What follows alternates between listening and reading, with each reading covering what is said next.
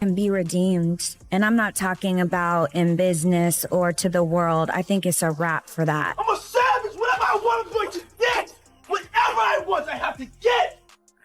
I mean, like, his... Diddy's secret mansion hides more than just luxury. It conceals a dark history of scandal and survival in a twist that has rocked Hollywood's underbelly. Diddy is now raging on Ollie Carter for exposing his hidden freak-off mansion and the secrets it holds. The story begins with Ollie Carter, an alleged survivor of a web and trafficking who first emerged into the spotlight back in November 2020. Carter, whose harrowing experiences include surviving MK-Ultra dissociative identity disorder, PTSD, satanic ritual abuse, police brutality, CPS corruption, and crimes against humanity, has not shied away from laying bare the dark corners of a world few dare to explore. In recent months, she has released a series of videos detailing the horror she endured at Diddy's infamous freak-off parties, where allegations of unspeakable acts have now taken center stage. MK Ultra is used, but to get MK Ultra to take hold the way it needs to be, it has to involve satanic rituals, extreme trauma, humiliation, just evil on a level you can't imagine. I don't care what you all think about Trump. I'm not sure what I think about Trump, but he is telling you the truth on a lot of things. You guys just don't understand what he's saying. When he's saying they're eating the cats and dogs, he's preparing your hearts and your minds for the fact that satanic ritual is about to come into the light in a big way. Voodoo is about to come into the light in a big way. Cannibalism is about to come into the light in a big way. All of those things link to MK Ultra. And it all links to trafficking. Once you have MK Ultra in place, and once you've used satanic ritual to link into the MK Ultra and to program the children, so you can use them as sex slaves or Delta assassins or whatever it is you want them to do. And I used to think that if I wasn't yelling and screaming, that wasn't not true either. There is a lot going on with this case. These freak-off parties, they're not freak-off parties. There's a lot that happens. There's life-size wheels that people attach children to and spin it and decide who's having sex in what way. There are so many things. There's body cakes. There's party favors. And I'm talking like, you know how you put up a little birthday bag, like when you go to a birthday party, and before you can leave, you can take one of those little birthday bags off the table. And then there's toys and like all this stuff for coming to the party. Yeah. Instead of that, there's children. They call them party favors. Okay.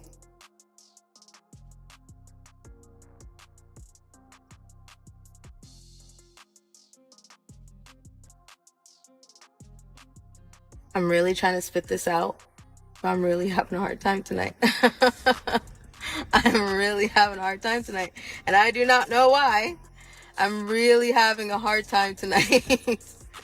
Because I've had to stop everything and turn around, and we're doing this again. And the thing is I can put out information.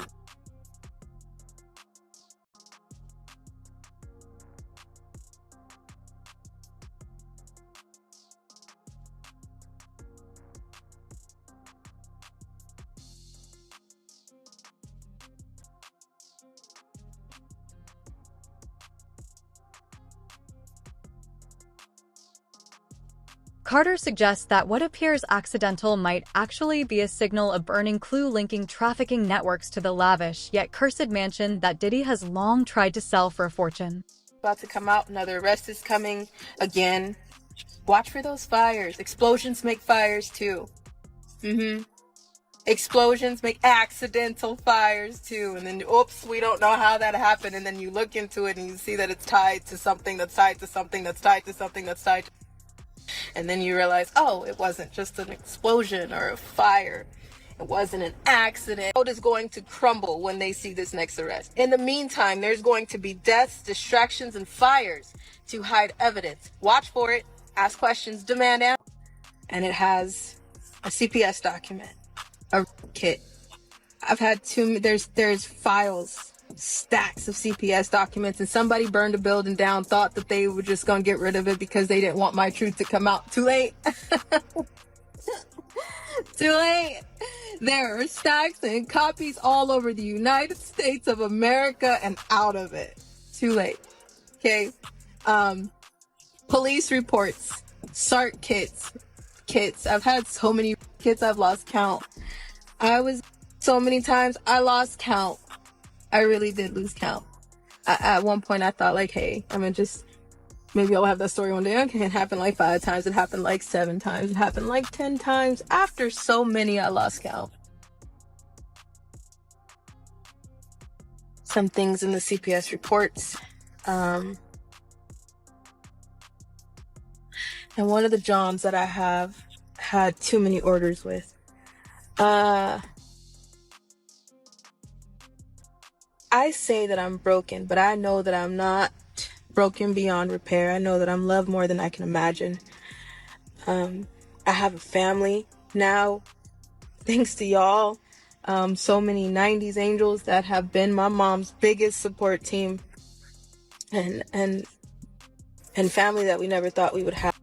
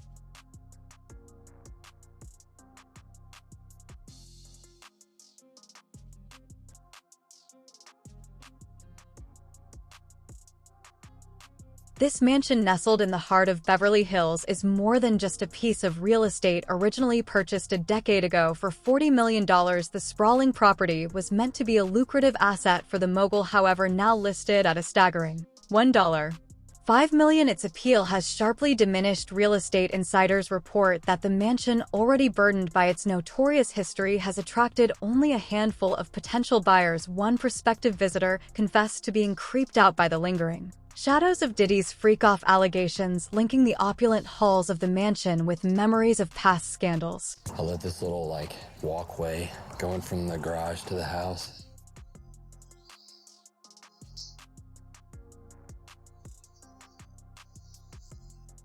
There's even a tennis court back there. There's a 4-car garage over here, too. Even though we're technically in the suburbs, out here, it feels like you're miles away from everything. The backyard, it's a sanctuary of luxury. You got a 60,000-gallon saltwater pool, a jacuzzi, a built-in barbecue, and a pool house with a kitchen, all surrounded by enough deck space to lose track of time. This right here is the pool house.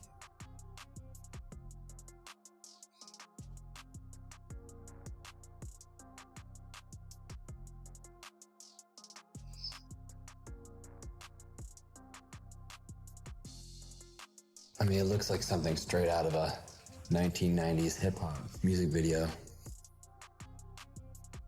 Look at this tile mural.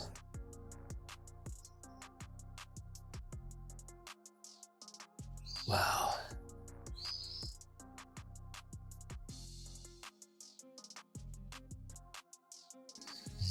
Bathrooms, changing rooms for the pool. Man, look at this. Everything about this mansion is over the top. It's a place that was meant to be seen, meant to make a statement, and boy, did it ever. Yet the intrigue deepens as Carter's revelations throw an unyielding spotlight on the hidden underbelly of Diddy's empire. In candid interviews, she described the parties as far more than just hedonistic gatherings. They weren't freak-offs, they were satanic ritual. Orgies, she asserted, emphasizing that the gatherings involved not only consenting adults, but also exploited child victims. Her testimony has ignited outrage, prompting both fans and critics to question how a figure as influential as Diddy could be entangled in such disturbing practices. The shock factor intensifies as she names prominent celebrities, including even Oprah, implying their connection to the dark rituals that unfolded behind closed doors. If there's a round of kids, it's the trafficker. P. Diddy gets a round of kids. Let's say that round of kids had Justin Bieber in it. There's contracts, okay? There's contracts for codes within that person. So they can take a remote and turn that person off. Britney Spears, when they want to. Lindsay Lohan, when they want to. Amanda Bynes, when they want to, okay? So let's say there's a contract for Justin Bieber. When P. Diddy has a hold of Justin Bieber, he now owns half of those codes. If Usher had the same contract and trafficked Bieber out to P. Diddy, okay, Usher and P. Diddy now have parts of Justin Bieber's contract. Do you understand what I'm saying? So if one goes down, the other side of the code has to go down. If there's a property linked to that person, Kevin Hart, because they had something to do with the trafficking of Bieber, then their property will go down because there's a code to that property. There's a code to everything. Your social security number is like a code. Okay? But depending on the level of MK Ultra, people have auctions for the codes on that person. Let me tell you something. They make sure in those parties that they have blackmail evidence. So if they go down, they taking everybody down with them. I pray to God that this is the day. I pray to God that this is the time, because all the victims deserve some type of justice, and it's just a matter of taking accountability and somebody saying, we are fucking sorry. I see people running and trying to jump on survivors just for the Diddy issue. That's not the only issue. We had someone come at me and asking, didn't even ask about our safety, didn't even ask for a proof of identification. They just wanted to fly us out to Texas and put us on a TV set. No, thank you. Why? Because that TV set was linked to Oprah. No, thank you. Social media exploded when Carter's videos began circulating. The video rapidly garnered over 2 million views and thousands of reposts as viewers speculated about the links between the catastrophic Los Angeles wildfires and the alleged trafficking networks. Comments poured in. One user noted something nefarious is definitely going on, while another mused about the eerie similarity between the origin of the fires and the hidden sinister activities Carter described. Sean Diddy Combs' Los Angeles mansion has been spared from the rampant flames engulfing the ritzy neighborhoods where several high-profile celebrities live. The flames have left 24 Californians dead, decimated 40,300 acres of land, and wrecked more than 12,300 structures. But the disgraced rapper's 17,000-square-foot home, closely located to the chaos, has remained unscathed. The lavish house in Holmby Hills sits just outside of the Palisades fire's path, but has not been damaged by the disaster. Many celebrities who live in or near the Pacific Palisades area have been forced out of the neighborhoods. Anthony Hopkins, Paris Hilton, and John Goodman are just among the stars whose stunning mansions have been reduced to ash and rubble. As LA continues to battle these fires, Combs sits in his jail cell at Brooklyn's Metropolitan Detention Center as he awaits trial. He faces a slew of charges including trafficking, racketeering, and conspiracy. Some have even made baseless claims that the fires may have been started to cover up Diddy's alleged sex crimes and protect any allies he may have left. Early 2000s, Diddy was riding high, with his influence reaching new heights as both a music mogul and an entrepreneur. But beneath the polished image, the shadows of darker accusations begin to surface. What initially seemed like isolated claims soon snowballed into a growing series of sexual misconduct and abuse allegations that cast a long, sinister shadow over his empire. In 2003, a shocking lawsuit emerged, accusing Diddy and his close associate Harvey Peeper of serious misconduct. The unnamed 17-year-old woman alleged that she was invited to a New York recording studio with the expectation of meeting Diddy for a potential career opportunity. But what unfolded there was far from what she had envisioned. She claimed that once inside the studio, she was drugged and subsequently assaulted by Diddy and Pierre. The details of the incident were deeply troubling, as she described a scenario where she had lost control of her faculties, making it impossible for her to consent to anything. The assault was reportedly filmed, adding another layer of distress to the ordeal. The lawsuit, though filed anonymously, gained attention and painted a picture of abuse and exploitation with Diddy's inner circle. Pierre's involvement as a top executive at Bad Boy Records deepened the gravity of the situation, raising questions about how widespread such behaviors might have been. As Diddy's legal troubles mount following his arrest, every new detail seems to compound the mystery. His mansion, once a symbol of success and glamour, has transformed into a white elephant, a monument to scandal. The property's association with the homeland security raid in March has only added to its ominous reputation. Once Indian as a crown jewel asset, the mansion now stands as a stark reminder of the consequences of unchecked power and the exposure of buried Breaking news, secrets. the Department of Homeland Security has just confirmed to CNN that federal law enforcement agents have raided properties owned by musician and producer Sean Diddy Combs. Let's bring in CNN security correspondent Josh Campbell and CNN legal analyst Joey Jackson. Josh, let me start with you. What do these raids by federal agents in multiple locations tell you about the seriousness of this investigation? Yeah, Wolf, a very significant development here, seeing this law enforcement action taking place. I'll point out, just to be clear at the outset, we don't know that Sean Diddy Combs himself is the subject or target of a federal investigation. So it's just worth pointing that out at this hour. But what we do know is that two properties associated with him, we saw the feds descend on those properties. We saw on aerial footage, federal agents both here in the Los Angeles area as well as in Miami at those residences. Now, the Department of Homeland Security, their what's called HSI, Homeland Security Investigations, gave CNN a statement. I'll read you part of that when asked about what this activity is. They say that earlier today, HSI New York executed law enforcement actions as part of an ongoing investigation with assistance from HSI Los Angeles, HSI Miami, and our local law enforcement partners. That is it, confirming that they are conducting what they're deeming law enforcement action, which could indicate search warrants being conducted there, could indicate arrests being conducted. We just don't know at this hour specifically what that law enforcement action is. They're going to probably be arresting me just because we want to have a good time. Multiple safes broken into, drawers ripped open, closets ransacked, boxes of gun ammo and Grammy Awards. New images from TMZ show inside Diddy's ransacked Beverly Hills mansion during the coast-to-coast raids where no arrests were made. People in the home are traditionally detained during raids, so they don't flee and so they don't destroy evidence. The rapper's attorney calls it a witch hunt with an excessive show of force and hostility that led to a premature rush to judgment, adding Diddy will continue to fight every single day to clear his name. They don't execute these types of search warrants until they believe they have an ironclad case. So where's the 54-year-old now?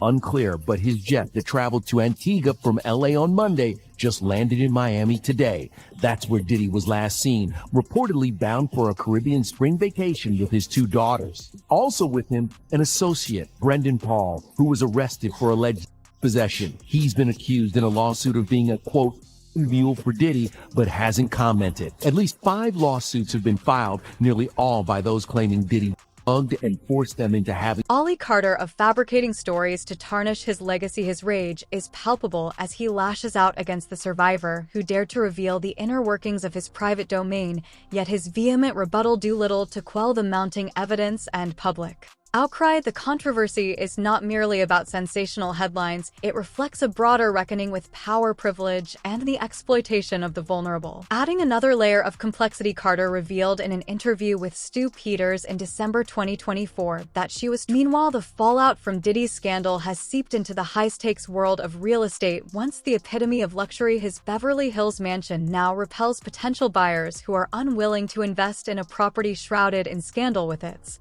ridiculous asking price. In a notorious past marked by a Homeland Security raid, the mansion has become an unwelcome relic of Diddy's former empire. One agent remarked that touring the property felt like stepping into a living nightmare where opulence and horror coexist in an unsettling harmony. Trafficked through underground tunnels. Relationship that the rapper regularly beat her up, repeatedly forced her to have sex with male prostitutes while he filmed it. Also alleges Diddy, quote, blew up a man's car after he learned that he was romantically interested in Miss Ventura. She says in 2018, when trying to leave the relationship, Diddy forced her into her own home and her. She also makes the allegation that he's responsible for getting her addicted to drugs and alcohol. E! News has reached out to Cassie's rep for comment and did not immediately hear back. In a statement to E! News, Diddy's lawyer, Ben Brafman, says Mr. Combs vehemently denies these offensive and outrageous allegations. For the past 6 months, Mr. Combs has been subjected to Miss Ventura's persistent demand of $30 million under the threat of writing a damaging book about their relationship, which was unequivocally rejected as blatant blackmail. 25 minors are That's involved. Right. The age range from as young as 9. A lot of negative energy and negative vibes coming from everywhere. Could the allegations that Diddy sexually assaulted minors upend his legal team's entire defense strategy? I think prosecutors would look very closely at potentially adding those charges to the case. We know Diddy's lawyers have gone public and said that the sexual activity happened, but it was all consensual. Minors can never consent to sex. Diddy's lawyer vehemently denies, quote, any claim that he sexually abused anyone, including minors. His next status hearing for the federal case is October 9th. Combs allegedly planned and controlled the sex performances, which he called freak-offs, and he often electronically recorded them. Truth unfolds as a tapestry of power and vulnerability. Every piece of evidence, every warning from ally Carter. Arranged for victims and commercial sex workers to travel for the freak-offs.